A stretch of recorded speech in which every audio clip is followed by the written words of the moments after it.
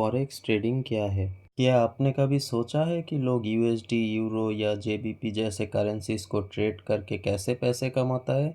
आइए सीखते हैं।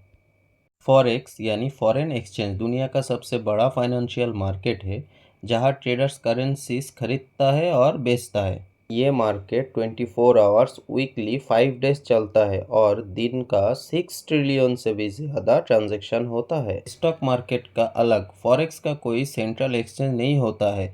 ये एक डिसेंट्रलाइज्ड ग्लोबल मार्केट है जिसमें बैंक्स, इंस्टीट्यूशंस और आप जैसे इंडिविजुअल ट्रेडर हिस्सा लेते हैं।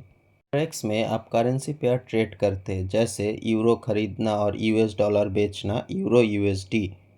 एक्सचेंज रेट में होने वाले चेंजेस से मुनाफा कमाना।